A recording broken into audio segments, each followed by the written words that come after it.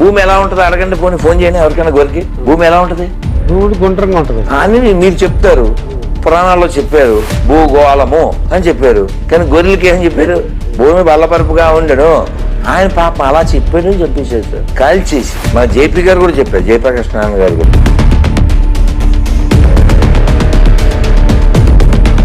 మీరు భూతద్దం ఏదంతా చదవండి బైబిల్ గ్రంథాన్ని, ఎక్కడైనా సరే ఒక్క చోట single reference mister Radha Manohar Das. నువ్వు సుమన్ టీవీకి వస్తే నేను సుమన్ టీవీకి వచ్చి మాట్లాడతా, నువ్వు ఓకే అంటే.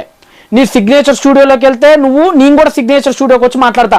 నీ ఇష్టం, ఎవరినైనా యాంకర్గా పెట్టుకో. నువ్వు మాట్లాడే ప్రతి విషయం తప్పు అని నిరూపించే సత్తా నా దగ్గర ఉంది.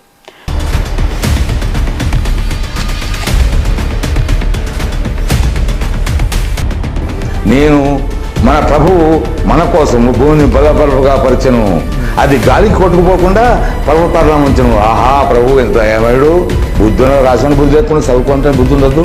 భూమి గుండగా ఉన్నది, గాలి కొట్టుకపోతుంది భూమి. ఎవడే ఎక్కింది జ్ఞానం పొద్దున్న ఉండదా? కానీ మీరు మాట్లాడుతుంది ఒక క్రైస్తవ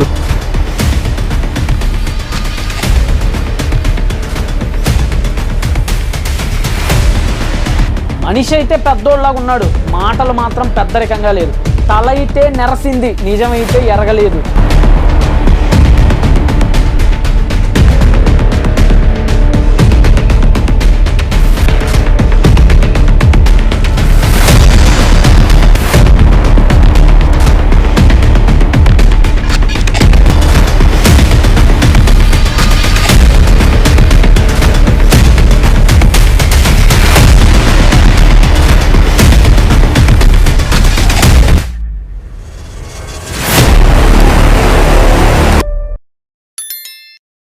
ఇంట్రడక్షన్ ఏం లేదు, డైరెక్ట్ మ్యాటర్లోకి వెళ్ళిపోదాం. బీజోటాషం కొద్దిగా వర్షాకాలం వల్ల నేనే డేట్స్ ఇవ్వటం తగ్గించి మీ ముందుకు రావాలనే నిర్ణయంతో వచ్చేసాను. విషయం ఏంటంటే బ్రిల్లరా, నిజం గడప దాటే లోపలట అబద్ధం ఊరు చుట్టూ వచ్చిందట. మన పెద్దలు చెప్తూ ఉండేవాళ్ళు. అది నిజమేననిపిస్తుంది ఈనాడు సోషల్ మీడియా ట్రెండ్ని కనుక ఆలోచిస్తుంటే. ప్రతోడు ఆడి మత గ్రంథం మీద కాకుండా పక్కనోడి మత గ్రంథాల మీద కామెంటరీలు చేయడం ఎక్కువైపోయింది.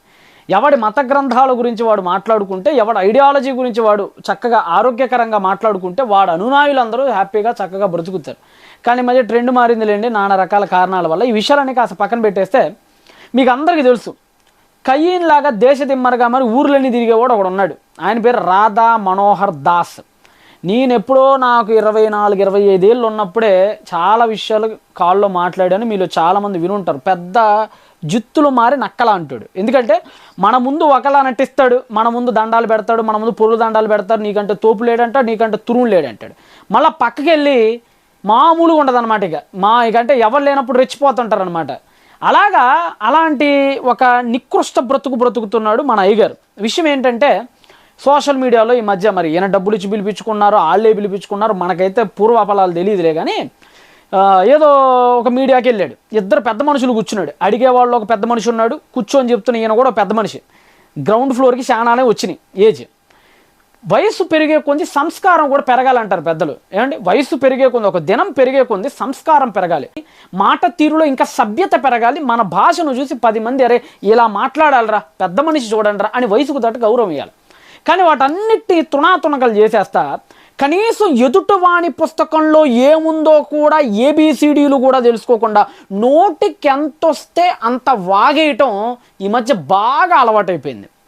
సరే, ఏదో ఒక రోజు దేవుడు కొట్టే దెబ్బను రుచి వస్తాలేండి, అదంతా వేరే విషయం. ఇప్పుడు విషయం ఏంటంటే, భూమి బల్లపరుపుగా ఉందని బైబిల్ చెప్తుందా? భూమి బల్లపరుపుగా ఉందని బైబిల్ చెప్తుందా? ఎందుకంటే ఆ ఇంటర్వ్యూలో అతను అంటాడు, భూమి ఎలా ఉంది అయ్య గారు అని అడుగుతాడు. ఆ యాంకర్ అంటాడు గుండ్రంగా ఉందని. మీకు తెలుసు గుండ్రంగా ఉందని, మన పురాణాల్లో చెప్పారు గుండ్రంగా ఉందని. కానీ గొర్రెలకైతే భూమి బల్లపరుపుగా ఉందని చెప్పారు అంటున్నాడు. భూమి బల్లపరుపుగా ఉందనట గొర్రెలకి చెప్పారట. భూమి ఎలా ఉంటుంది అడగండి, ఫోన్ చేయండి ఎవరికైనా గొరికి. భూమి ఎలా ఉంటుంది? భూమి గుండ్రంగా ఉంటుంది అని మీరు చెప్తారు, పురాణాల్లో చెప్పారు భూగోళము అని చెప్పారు. కానీ గొర్రెలకి ఏం చెప్పారు? భూమి బల్లపరుపుగా ఉండను. ఆయన పాపం అలా చెప్పాడు అని చెప్పేసారు సార్ కాల్చేసి. మా జేపీ గారు కూడా చెప్పారు, జయప్రకాష్ నారాయణ గారు కూడా. అంటే బైబిల్లో భూమి బల్లపరుపుగా ఉందని రాశారట. ఈయనకి ఇంకొక ముసలాయన బాగా తోడయ్యాడు. వీళ్ళందరికీ ఏం పట్టిన రోగమో తెలియదులే కానండి, వయస్సుకు తగ్గ మాటలు ఒక్కళ్ళు మాట్లాడరండి, అన్ని నోటి దురుసు మాటలు. మరి భూమి బల్లపరుపుగా ఉందని బైబిల్ వచ్చి బూతుల బాబా దగ్గర ఏమైనా చెప్పిందో మనకైతే తెలియదు. మరి మీరు భూతద్దం ఏదంతా చదవండి బైబిల్ గ్రంథాన్ని, ఎక్కడైనా సరే ఒక్క చోట single reference mister Radha Manohar Das. నువ్వు సుమన్ టీవీకి వస్తే నేను సుమన్ టీవీకి వచ్చి మాట్లాడతా, నువ్వు ఓకే అంటే. నీ సిగ్నేచర్ స్టూడియోలోకి వెళ్తే నేను కూడా సిగ్నేచర్ స్టూడియోకి వచ్చి మాట్లాడతా. నీ ఇష్టం, ఎవరినైనా యాంకర్గా పెట్టుకో. నువ్వు మాట్లాడే ప్రతి విషయం తప్పు అని నిరూపించే సత్తా నా దగ్గర ఉంది. నువ్వు ఓకే అంటే చెప్పు, మాట్లాడుకుందాం. పెద్ద మీడియా వాళ్ళని ఎవరినైనా సరే పిలుద్దాం, నువ్వు ఒకవైపు నేను ఒకవైపు కూర్చో, ఆధారాలతో సహా వస్తా. ఒకవేళ ఈ వీడియో నీ దగ్గరికి వస్తుంది, నిజంగా నువ్వు నిజాయితీ పరుడు అయితే, నిజంగా నీది హిందూ ధర్మ రక్షణలో కనుక నువ్వు ఉంటే నువ్వు రా, మాట్లాడుకుందాం రా. ఇప్పుడు ఈ చెప్పావు కదా ఈ సైంటిఫిక్ టాపిక్ల గురించి, వీటి గురించి మాట్లాడదామంటే కూడా రా, వెళ్దాం మాట్లాడదాం, ఇబ్బంది ఏం లేదు, ఓకేనా. సరే, ఈయనకి ఇంకొక ఆయన తోడయ్యాడు. మరి ఆయన ఏదో బలగం అనే సినిమాలో కూడా నటించాడని నా దగ్గరికి ఇన్ఫర్మేషన్ వచ్చిందంటే నాకైతే తెలియదు అసలు. ఆయన నేను ఇదే ఫస్ట్ టైం చూస్తాం. ఆయన కూడా మాట్లాడుతుంటాడు, ప్రభు అట బల్ల పరుపుగా భూమిని పరిచాడట, బుద్ధుండక్కర్లేదా మూర్ఖులారా అని క్రైస్తవుడు తిడుతున్నాడు.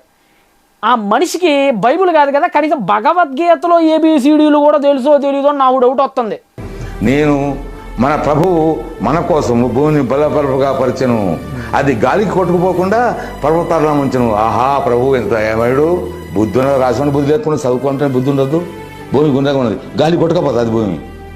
ఎవడే చెప్పింది, జ్ఞానం కొంచెం ఉండద్దా? కానీ మీరు మాట్లాడుతుంది ఒక క్రైస్తవ జాతికి సంబంధించింది, ఒక ముస్లిం జాతికి సంబంధించింది. నాకు వాళ్ళని వ్యతిరేకిస్తూ మాట్లాడుతున్నారు, మీకేం భయం లేదా? నాకు ఎందుకు భయం సార్? నేను వాళ్ళని వ్యతిరేకిస్తున్నా, ఏ పని వ్యతిరేకిస్తాను? మనిషి అయితే పెద్దోళ్ళలాగా ఉన్నాడు, మాటలు మాత్రం పెద్దరికంగా లేదు. తల అయితే నెరసింది, నిజమైతే ఎరగలేదు. ఎందుకు మాట్లాడుతున్నాడో, దేన్ని చూసుకొని విర్రవీగుతున్నారో అది సమాజం అందరికీ తెలుసు, వాళ్ళ వెనకున్న రాజకీయ శక్తుల వల్ల. సరే, ఇప్పుడు వీళ్ళిద్దరికి మనం సమాధానం చెప్పే ప్రయత్నం చేద్దాం. ఒకటి, భూమి బల్లపరుపుగా ఉందని బైబిల్ చెప్పిందా అన్నటువంటి విషయం. ఇక మ్యాటర్లోకి మనం ఎంట్రీ ఇస్తే, భూమి బల్లపరుపుగా ఉందా, భూమి గుండ్రంగా ఉందా, లేదంటే భూమి డిస్క్లా ఉందా అనేది మనకు అర్థం కావాలి. ముఖ్యంగానండి మనందరికీ తెలుసు కదండి, భూమి ఎలా ఉండిద్ది అంటే భూమి గోళాకారంగా ఉండిద్ది. ఒకసారి ఇటైనా ఇదిగోండి, భూమి గోళాకారంగా ఉంటుంది. గోళాకారం అంటే తెలుసు కదా, గుండ్రంగా గోళాకారం షేప్లో ఉంటుంది. నెక్స్ట్ థింగ్ ఏంటంటే, భూమి ఇదిగోండి ఇలా కూడా ఉండొచ్చు, దీన్ని వృత్తాకారం అంటారు. వృత్తాకారం అంటే తెలుసు కదా, గాజు మోడల్ అనమాట. అంటే ఇటు చూసుకుంటే ఇదిగోండి ఎట్లానే ఉంటుంది, వృత్తాకారం అంటారు దీన్ని. భూమి డిస్క్ లాగుంది అనేటువంటి వాదనలు కూడా ఉన్నాయి. ఇంతకీ భూమి డిస్క్ లాగుందా లేదంటే గోళాకారంగా ఉందా, ఎలా ఉంది భూమి అనేది బైబిల్ ప్రకారంగా, బైబిల్ దీని గురించి ఏం చెప్పింది అనేది కూడా మనం ఒకసారి ఆలోచించేటువంటి ప్రయత్నం చేద్దాం. ఇక విషయంలోకి వెళ్తేనండి, భూమి బల్లపరుపుగా ఉందని Genesis chapter number 1 verse number 1 నుంచి రెవల్యూషన్ చాప్టర్ నెంబర్ 22 చిట్ట చివరి వచనం వరకు మీరు ఎక్కడ ఒక్క చోట కూడా మీరు ఆ వచనాన్ని చూపించలేరు. ఒకవేళ చూపిస్తే ఇట్స్ లైఫ్ టైం ఛాలెంజ్. బల్ల పరుపుగా ఉంది అని ఒక్క చోట చూపించండి అబ్బాయి, ఒక్క చోట, కనీసం సింగిల్ రెఫరెన్స్. డైరెక్ట్ మళ్ళా చెప్తాను, డైరెక్ట్ కోట్, భూమి లా కింద లా ఒత్తిస్తే లా పరుపుగా ఉంది అని ఒక చోట చూపించండి చాలు. మీ జన్మ కాదు కదా, సప్త జన్మలెత్తిన మీ వల్ల కాదు. ఎందుకంటే లేదు కాబట్టి మీరు చూపించలేరు. ఈ మాట్లాడే ఈ పెద్ద మనుషులందరూ కూడా బైబిల్ తెరచి, ఇప్పుడు బైబిల్ ఉంటుంది కదండి, ఆ బైబిల్లో 66 పుస్తకాలు ఉన్నాయి, కొన్ని వేల వచనాలు ఉన్నాయి, కొన్ని వందల అధ్యాయాలు ఉన్నాయి కదా. బైబిల్ తెరచి ఇదిగో పలానా కాండమో, పలానా పుస్తకమో, ఇదిగో పలానా అధ్యాయమో, ఇదిగో పలానా వచనమో, అదిగో చూడండి అని ఎక్కడైనా ఒక్క రెఫరెన్స్ చూపించారా?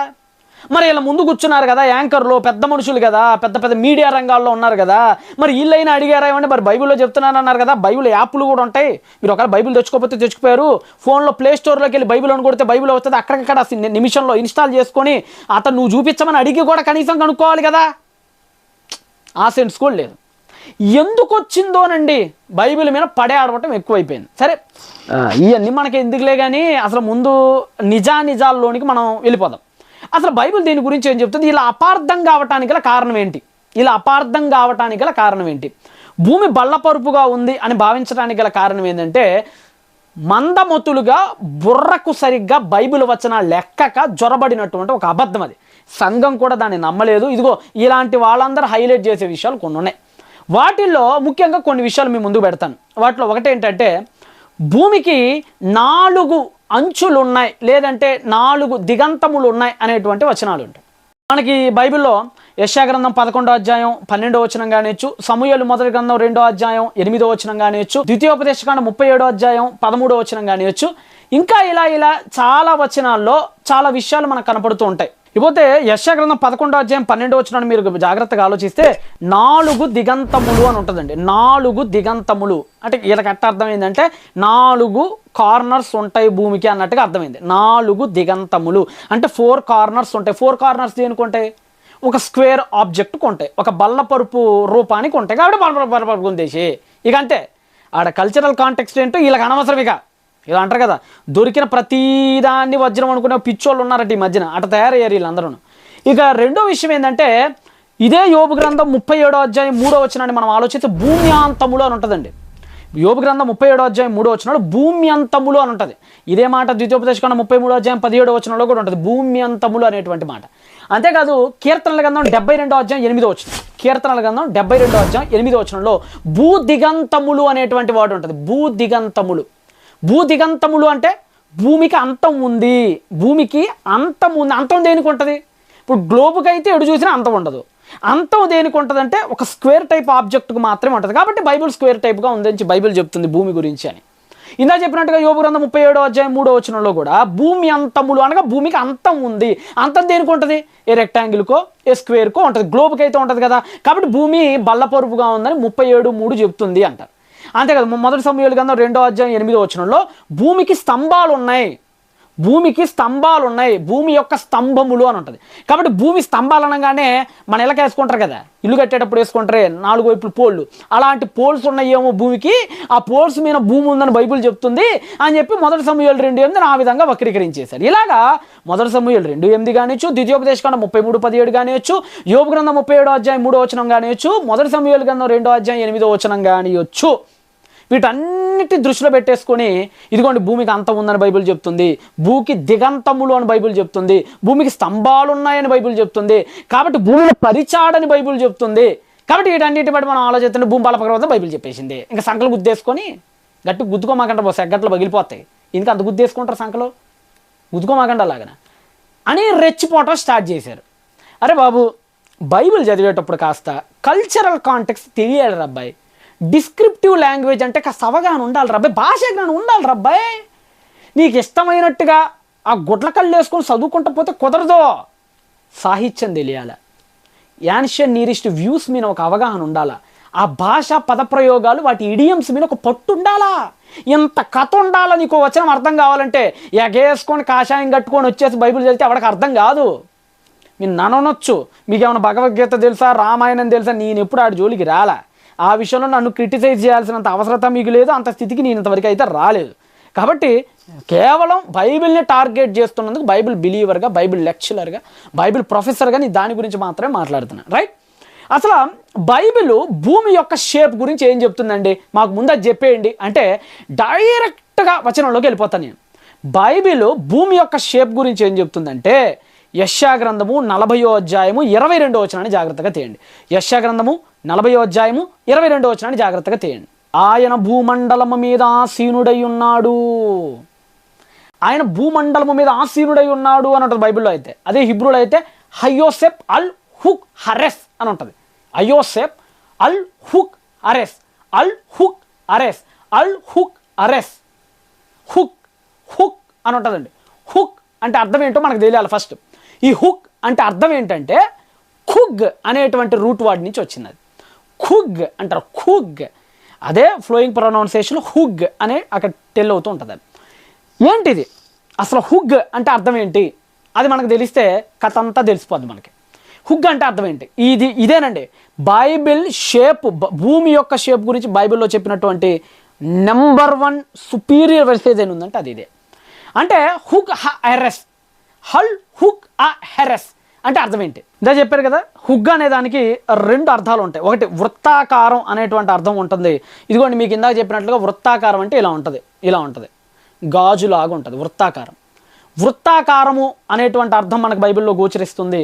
నెక్స్ట్ నెంబర్ 2 ఏంటంటే ఇదిగోండి ఇలాగా గ్లోబ్ అనేటువంటి అర్థం కూడా ఉంటుంది. మన కాంటెక్స్ఫుల్గా మనకు అర్థం కావాలి. అసలు మనకు బైబిల్ ఏం చెప్తుంది అనేది మన కాంటెక్స్ఫుల్గా అర్థం కావాలి. అసలు ఇక్కడ బైబిల్ యొక్క యెషయా గ్రంథకర్త అసలు భూమి షేప్ గురించి మనతో ఏం మాట్లాడుతున్నాడు. అక్కడ వాస్తవానికి హుగ్ అనేది స్పియర్ అనగా గ్లోబ్ అనేటువంటి అర్థంతో మనకు ముందుకు వెళ్తుందండి. ఇదిగోండి దీన్ని లాటిన్ వల్గేట్ అంటాడు, బిబ్లియా సక్రా వల్గేటా అని. దీనిలో 1528వ ఎడిషన్ ఉంటుంది 1528. బెనిడిక్టస్ ఏరియస్ మోంటానస్, బెనిడిక్టస్ ఏరియస్ మోంటానస్ అనేటువంటి ఫస్ట్ ఎడిషన్ అండి. 1528లో రిలీజ్ అయింది ఆ ఎడిషన్.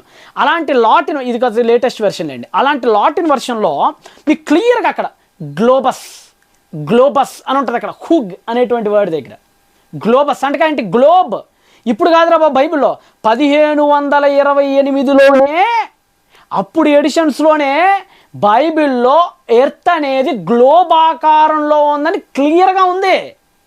అంతెందుకు, మీకు ఇందాక చెప్పాను కదా, మీకు ఇందాక హిబ్రూలో చెప్పాను కదా, మీకు ఇక్కడ హయోసెప్ అల్ హుగ్ రెస్ అనేటువంటిది, ఇది హిబ్రూ బైబిల్ నా దగ్గర ఉన్నటువంటి ఇది హిబ్రూ బైబిల్. ఇది దీనిలో కూడా చాలా క్లియర్గా ఉంది మనకు అక్కడ. కాబట్టి కుగ్ అనేది అక్కడ స్పియర్ గ్లోబస్ అనేటువంటి మీనింగ్తో వస్తుంది.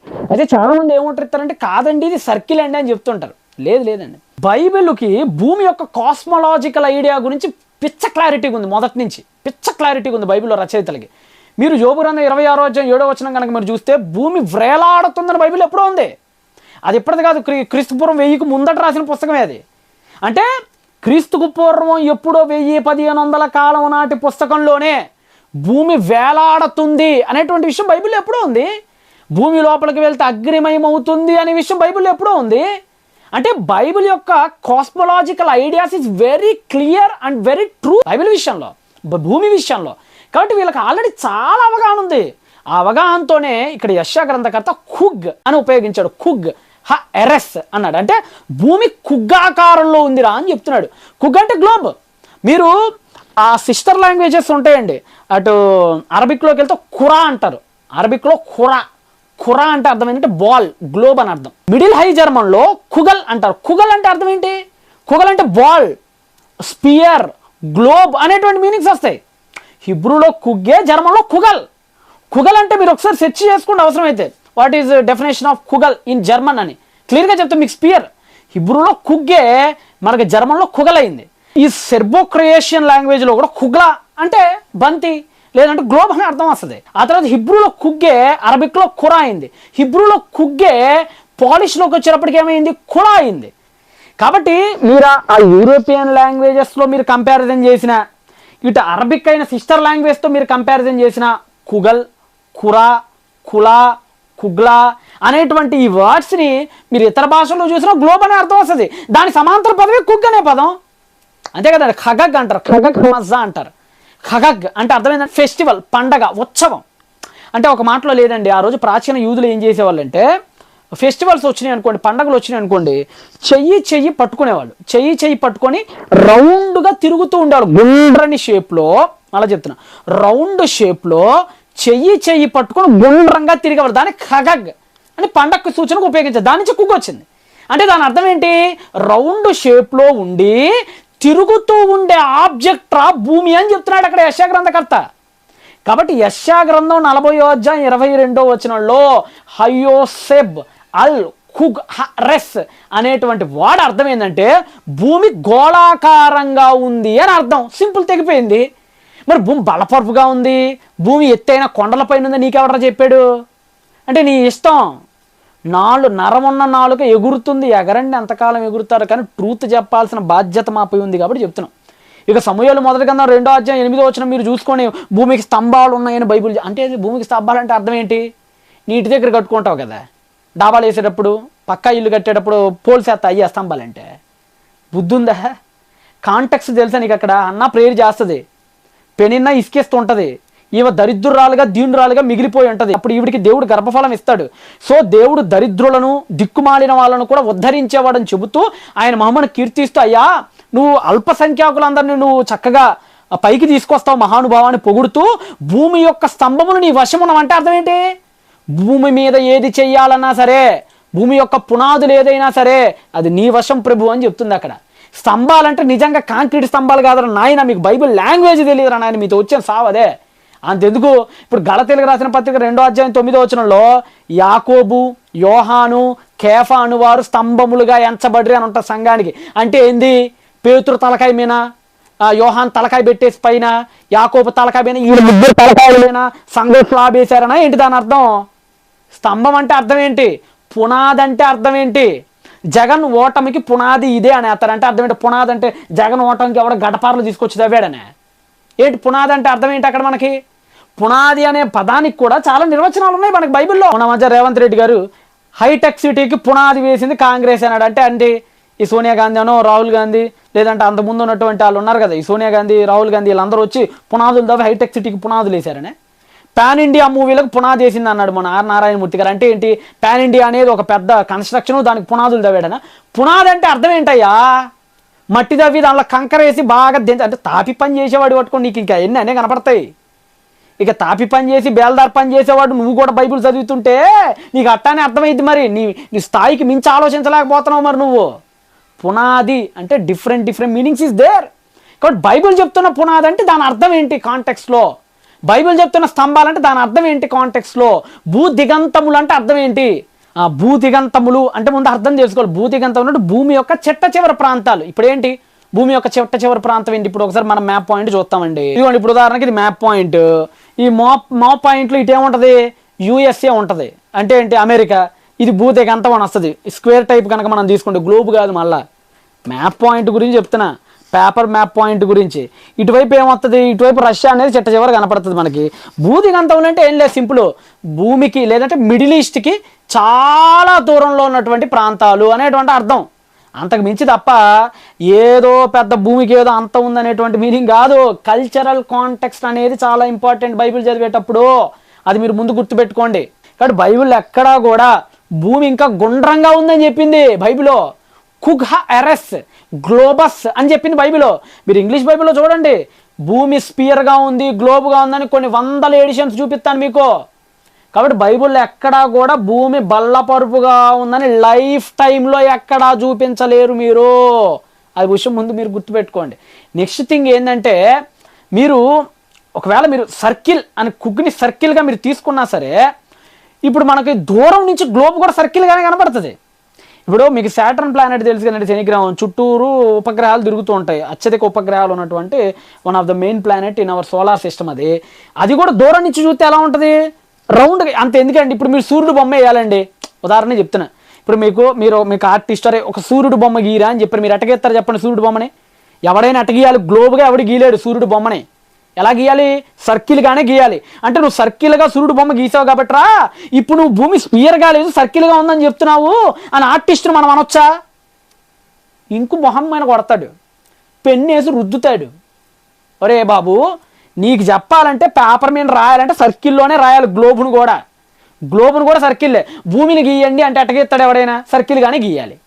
చంద్రుని గీయండి అంటే ఎలా గీయాలి? పేపర్ మీద సర్కిల్గానే గీయాలి. అంటే గీసినంత మాత్రాన ఆడికి బుర్రలేదు, ఆడి సైంటిఫిక్కి వ్యతిరేకంగా ఉన్నాడు, వాడు సర్కిల్గా ఉందని గీస్తున్నాడు అని అర్థమా? నీకు అర్థం కావటానికి గ్లోబుని సర్కిల్గా చూపించే పద్ధతులు కూడా ఉన్నాయి. ఇప్పటికీ మనం అదే అవలంబిస్తున్నాం. కాబట్టి అయినప్పటికీ కూడా బైబిల్లో కుగ్గాని సర్కిల్గా నువ్వు తీసుకున్నప్పటికీ కూడా అది రైటే అవుతుంది. ఎందుకంటే పేపర్ మీద రిటర్న్ చేసేటప్పుడు అది మనకి రైట్గానే చూపిస్తుంది గ్లోబుని సర్కిల్గా. సరే, దానికంటే ఎక్కువగా అసలు అక్కడ యెషయా చెప్పింది కుగ్ అనేటువంటి వాడికి గ్లోబ్ అనేటువంటి మీనింగే వస్తుంది. కాబట్టి బైబిల్లో ఎక్కడా కూడా భూమి బల్లపరుపుగా ఉందని లేదు, లేనే లేదు. కేవలం స్పియర్గా ఉంది, పైగా గ్లోబ్ ఆకారంలో ఉందని యెషయా గ్రంథం 40:22 అని ఉంది. తెలుగులో భూ మండలము అని ఉంటుంది, హీబ్రూలో అయితే కుగ్ ఎరెస్ అని ఉంటుంది. కాబట్టి ముందు ఈ విషయాన్ని కాస్త తెలుసుకోండి. ఇకపోతే గొర్రెలు మాత్రం భూమి బల్లపరుపుగా ఉంటుందని చెప్పాడు అన్నాడు కదా ఈ పిలక పంతులు రాధా మనోహర్ దాస్. అరే బాబు, నీకు ఏ లాంగ్వేజ్లో చెప్తే అర్థమైద్దో కూడా తెలియదు. నీకు తెలిసి వినయం అన్నట్టు ఇస్తాను అక్కవి, నువ్వు ఏం మాట్లాడతాను చెప్పు నీతో. మేము కాదు నమ్మేది, భూమి బల్లపరుపుగా ఉందని ఇదిగో నువ్వు పొద్దున్న లెగితే హరే రామ హరే కృష్ణ అంటావే, నీ ఇస్కానోళ్ళు కూడా అదే నమ్ముతున్నారు. అర్థమంతా. గురువింద గింజ గురించి తెలుసా నీకు సామెత? గురువింద గింజ అంట గ్రౌండ్ ఫ్లోర్లో ఉన్న నలుపును గుర్తెరక్క అందరి ఫ్లోర్లని ఎక్కిరెత్తా ఉంటుందట నీలాగన. ముందు నువ్వు కృష్ణుడు పూజిస్తున్నావు కదా దేవుడిగా, నేను ఆయన గౌరవిస్తానండి, నేను ఆయన నేను ఎవరిని దూషించను. అర్థమవుతుందా? I respect Rama and I respect Krishna, నాకు ఎలాంటి ఇబ్బంది లేదు. నువ్వు అంటున్నావు కాబట్టి నీకు చెప్తున్నా. మీ ఇస్కాన్లో సెయిలింగ్ టు జంబూ ద్వీప అని ఒక పుస్తకం ఉంటుంది, ఎప్పుడైనా చదివి సావు అర్థమైద్ది. సెయిలింగ్ టు జంబూ ద్వీప, అది ఎవరంటే మన ప్రభుపాద గారు ఉన్నారు కదా, ఆయన అనునాయుడు 1968 నుంచి ఆయన పరిచయంలో ఉన్న ఆ అనునాయుడు రాసినటువంటి పుస్తకం అది. ఆయన పేరు మహేశ్వర్ దాస ఆర్ మహేశ్వర్ ప్రభు అంటారు ఆయన, మహేశ్వర్ దాస అంటారు ఆయన్ని. ఆయన రాశాడు ఆ పుస్తకం. ఎప్పుడైనా చదివేసావు, 150 పేజీలు ఉంటుంది గట్టిగా. దానిలో క్లియర్గా ఆయన వాదిస్తాడు భగవద్గీత ప్రకారంగా, శ్రీకృష్ణుడు చెప్పిన దాని ప్రకారంగా భూమి గ్లోబుగా ఉండదు, భూమి బల్లపరుపుగానే ఉంటుంది అని ఫ్లాట్ ఎర్త్ థియరీని భయంకరంగా భగవద్గీత చెప్పిందని చెప్తున్నాడు ఆయన. ఆయనకి మళ్ళీ అదే ఇస్కాన్లో ఉన్నటువంటి మరికొంతమందికి కూడా వాదోపవాదాలు జరుగుతున్నాయి, అది వేరే విషయం. కొంతమంది ఏమో కాదు గ్లోబ్ అంటున్నారు, అదే ఇస్కాన్లో ఆయనకు వ్యతిరేకంగా. లేదు మీకు తెలియదురా బాబు, శ్రీకృష్ణుడు చెప్పింది, భగవద్గీత చెప్పింది ఫ్లాట్ ఎర్త్ థియరీని అని శ్రీకృష్ణుడి నామభజన చేసే ప్రభుపాద గారి వన్ ఆఫ్ ద మెయిన్ డిజైబుల్ చెప్తున్నాడు ఆ మాట. పేజీ నెంబర్లు కూడా చెప్తాను, మొత్తం ఏం చదువుకోవడం అవసరం లేదు, నేనే చెప్తాను. Sailing to Jambudvipa, author Maheshwar Das, page number 24, page number 49, page number 155. ఈ పేజెస్లో చూసుకోలేమేమో, కథ రాదు కదా, నేనే చూపిస్తున్నాను, చూసుకో ఒకసారి. ఇదిగోండి, ఇది పేజ్ నెంబర్ 24 అండి. If the word parimandala is actually attributable to earth, ఈ పరిమంధల అనేది ఎర్త్కి అట్రిబ్యూటేబుల్గా ఉంటుంది. It may actually confirm the flat earth map. అరే నాయన, శ్రీకృష్ణుడు భక్తులు రా, మీ ఇస్కాన్ వాళ్ళు చెప్తున్నారు రా నాయన, నువ్వు కూడా ఒకప్పుడు అదే సంస్థలో పనిచేసేవాడు కదా, ఇప్పుడు గెంటేసినట్టున్నారు మెడబట్టుకొని, ఈ దరిద్రుడితో మాకు చెడ్డ పేరు వస్తుందని. మీ దగ్గర ఉన్న ఆయనే 24వ పేజీలో భగవద్గీతలోనో శ్రీకృష్ణుడు చెప్పిన సూక్తుల్లోనో పరిమంధల అనేటువంటి వర్డ్ ఏదైతే ఉందో అది భూమికి సంబంధించిందిరా, దాని ప్రకారంగా భూమి బల్లపరుపుగా ఉందని భగవద్గీత చెప్తుందిరా అని చెప్తున్నాడు ఆయన. శ్రీకృష్ణుడు చెప్తున్నాడు రా అని చెప్తున్నాడు ఆయన.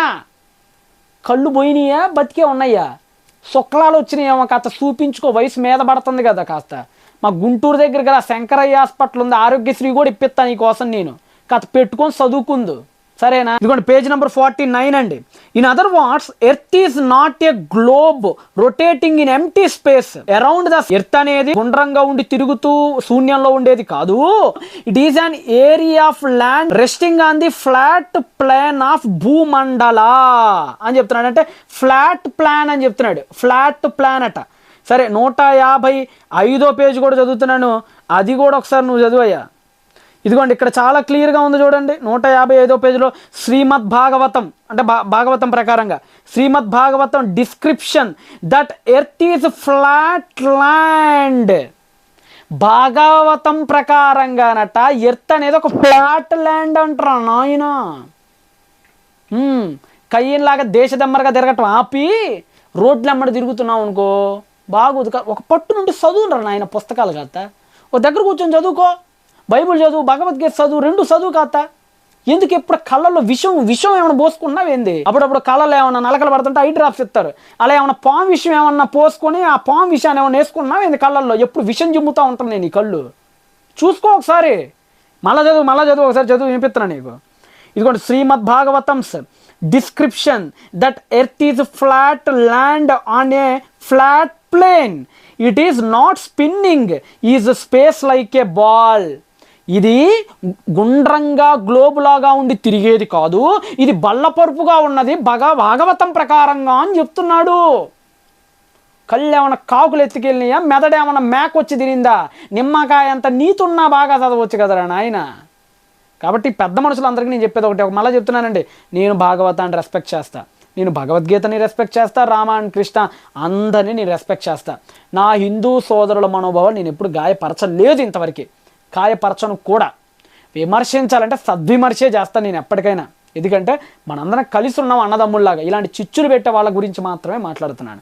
కాబట్టి బైబిల్ ప్రకారంగా ఎక్కడా భూమి బల్లపరుపుగా ఉందని లేదు, పైగా గుండ్రంగా గోళాకారంగా ఉందని యెషయా 40:22 చెప్తుంది.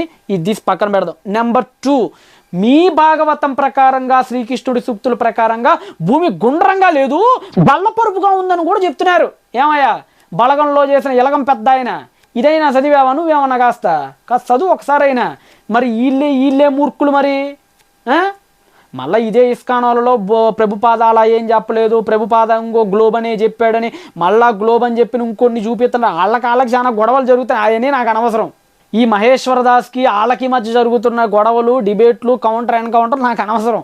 మీ శ్రీకృష్ణుడిని నమ్మే, మీ భగవద్గీతాలను నమ్మే మీ భక్తుడే ఫ్లాట్ ఎర్త్ థియరీని సపోర్ట్ చేస్తున్నాడు అన్నది మాత్రమే నా ఉద్దేశం. కాబట్టి ఇక నుంచి అయినా కాస్త బైబిల్ మీద పడి ఏడిసే ముందు ఆ ఏడుపు ఏదో ఇంట్లోకి వెళ్ళి ఏడిస్తే కళ్ళు కాస్త క్లియర్ అవుతాయి, బైబిల్ క్లియర్గా కనపడిద్ది. కాబట్టి కాస్త వయసుతోనే కాదు పెద్ద ఆయన, కాస్త మెదడు కూడా పెంచుకోండి, మాట కూడా సంస్కారం ఉండాలి. మీరు చాలా గౌరవనీయులు రాధా మనోహర్ దాస్ గారు, నేను మిమ్మల్ని చాలా గౌరవించే 5 ఏళ్ల కిందట నా ఫోన్ కాల్, మీ బ్రతుకు మారలా. మీరు బైబిల్ విమర్శించడం వల్ల నాకు కూడా వచ్చే నష్టం లేదు, మీ మాట తీరు చాలా చండాలంగా ఉంది. మీ మాట తిరిగి తగ్గట్టుగానే నేను ఘాటుగా స్పందించాను, ఎక్కడ కూడా నేను దుర్భాష అయితే మాట్లాడాల. ఓకేనా? కాబట్టి బైబిల్ ప్రకారంగా భూమి ఎలా ఉంది? పక్క గ్లోబాకారంలో ఉంది.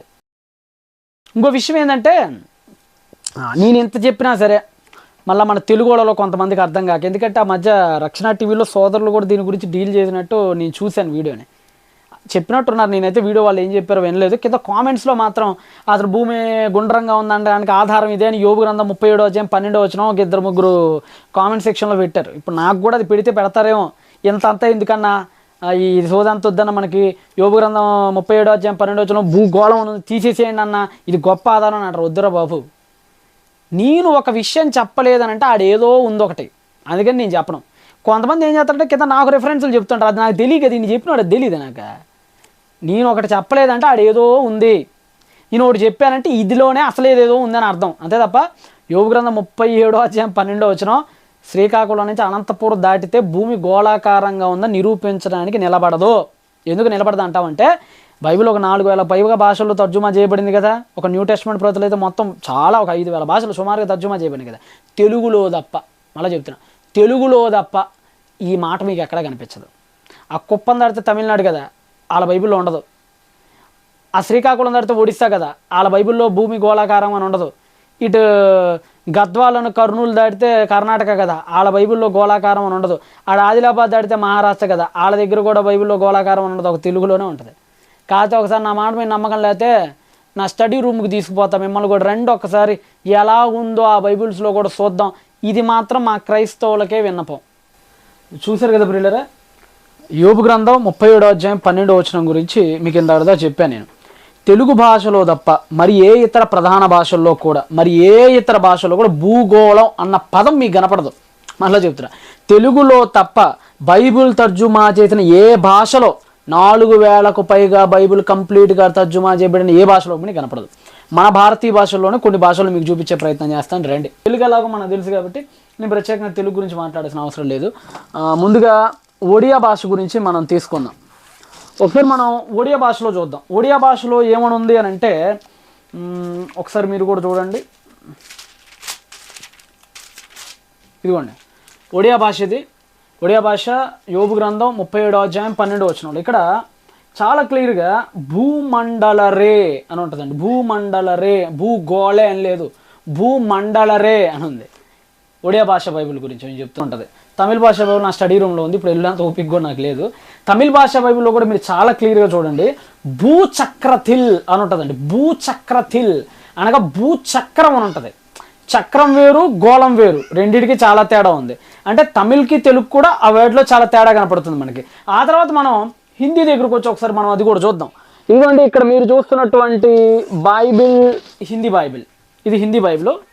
ఈ హిందీ బైబిల్లో కూడా ఇదిగోండి యోబు గ్రంథం 37వ అధ్యాయము 12వ వచనం. యోబు గ్రంథం 37వ అధ్యాయం 12వ వచనం.